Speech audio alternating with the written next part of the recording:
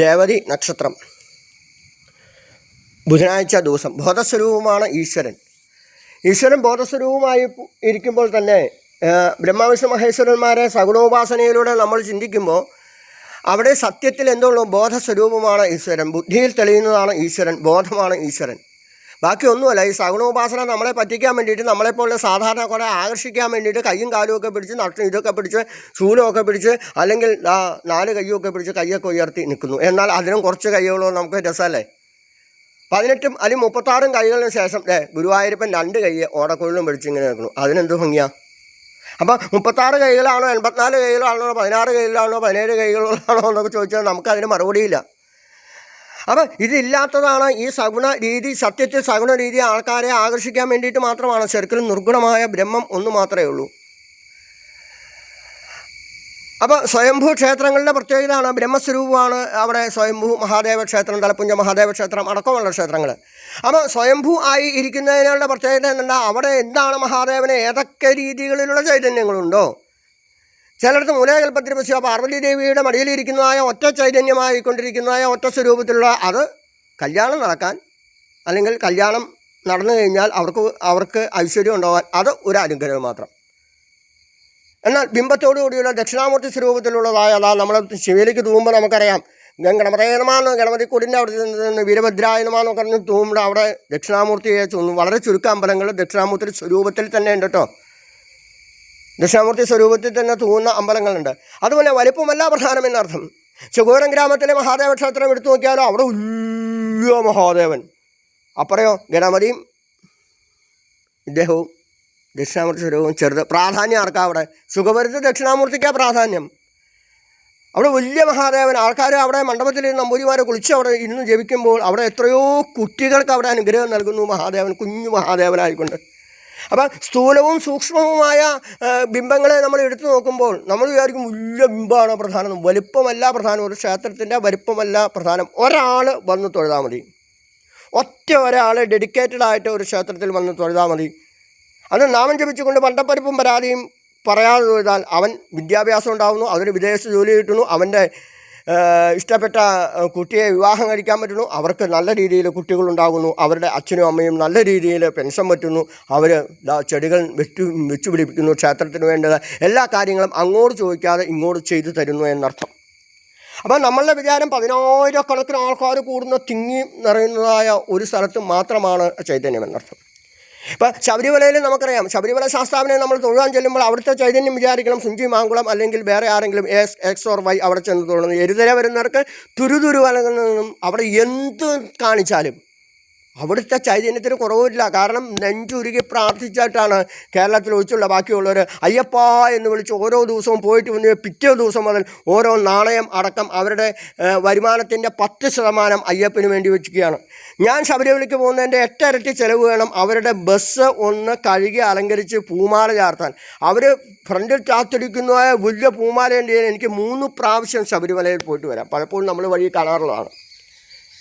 15,000 25,000 രൂപ വിലയുള്ളതായ മാലയാണ് അവർ ഫ്രണ്ടിൽ വണ്ടിയുടെ ഫ്രണ്ടിൽ തന്നെ ചാർത്തണേ. അപ്പോൾ ഒന്ന് ആലോചിച്ച് നോക്കൂ, അവരുടെ ഡെഡിക്കേഷൻ എന്താണെന്ന് ആലോചിച്ച് നോക്കൂ.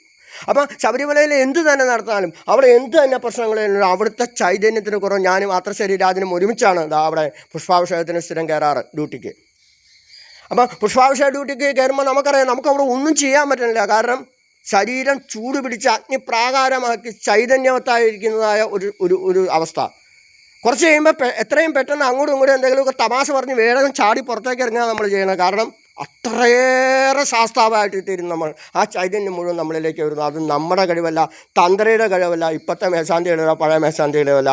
എരുതര വരുന്നവർക്ക് തുരുതര വരുന്ന ഭക്തജനങ്ങൾ. ഒരു ദിവസം ഞങ്ങൾ പുഷ്പാഭിഷേകം കഴിഞ്ഞ് ഇറങ്ങുന്ന സമയത്ത് ഒരാൾ, നല്ല തടിയുള്ള ഒരാളാണ്, അയാൾ കുനിഞ്ഞപ്പോൾ അയാൾ വലിയ സ്വർണ്ണമാല ഒരു 20 പവനുണ്ടാവും.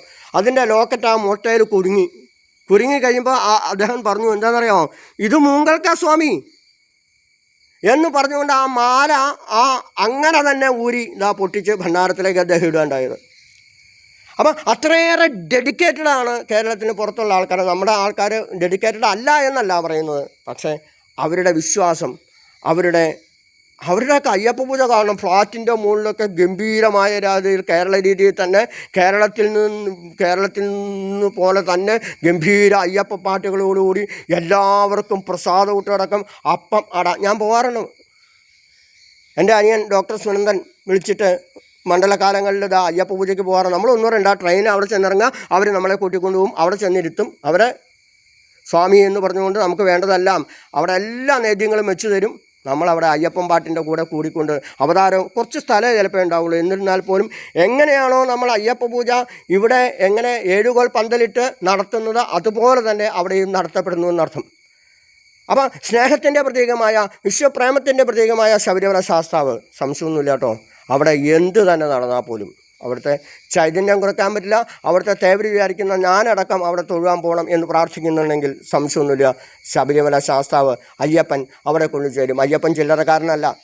എങ്ങനെയാണോ സിദ്ധാരാള വിസാര കുന്തലോലം സിംഹാസനത്യാസം എന്നുള്ള പൂർണ്ണ പുഷ്കലാംബ സമേത ഹരിഹരപുത്രസ്വാമിയായിക്കൊണ്ട് സത്യനോട് കൂടിക്കുന്ന ചോറ്റാനിക്കര അമ്മയുടെ മുകളിലത്തെ നടയിൽ അവിടെ കുടുംബസമേതം ഇരിക്കുന്നതായ ആ ചൈതന്യത്തിലേക്ക് എവിടെയാണോ നമ്മുടെയൊക്കെ ദുഷ്ടശക്തികൾ തകർക്കാൻ ശ്രമിക്കുന്നതായ ശക്തി തന്നെയാണ് ഈ മഹിഷി എന്ന് പറയുന്നത്. അല്ലാതെ വേറൊന്നുമല്ല. ഈ ക്ഷേത്രത്തെ ശബരിമല തകർക്കാൻ ശ്രമിക്കുന്ന ആ ശക്തി ആയിക്കോട്ടെ, അല്ലെങ്കിൽ അവിടുത്തെ ചൈതന്യം കുറയ്ക്കുന്ന ശക്തി ആയിക്കുന്ന മഹിഷിയെ നിഗ്രഹിക്കാനായിട്ട് വന്നതായ ഒരു മിടുക്കൻ ബാലൻ. പന്തള രാജാവ് വേട്ടയാടി പമ്പതൻ തീരത്ത് വന്നൊരിക്കൽ അവിടെ കണ്ടതായ ബാലസ്വരൂപിനെ എടുത്തതിന് ശേഷം അവിടെ മഹിഷിയെ നിഗ്രഹിച്ചുകൊണ്ട് ശരംകുത്തിയുടെ സ്ഥാനത്ത് വന്ന് ശരം അവിടെ വെച്ചിട്ട് അവിടുന്ന് സ്ഥാനത്ത് നിന്ന് ഒരറ്റാമ്പെയ്ത് 18-ാം പടിക്ക് താഴെ വന്ന് പതിച്ചിട്ട് ഇവിടെ ഞാൻ ലയിക്കുന്നു എന്ന് പറഞ്ഞുകൊണ്ട് അവിടെ പൂർണ്ണസ്വരൂപനായിരിക്കുന്നതായ ഭാര്യയും പുത്രനും എല്ലാം കൂടി ഇരിക്കുന്നതായ ഒറ്റ ചൈതന്യത്തിലേക്ക് അവിടെ ചെന്ന് ലയിച്ച് കഴിഞ്ഞപ്പോൾ എന്തായിത്തീരുന്നു?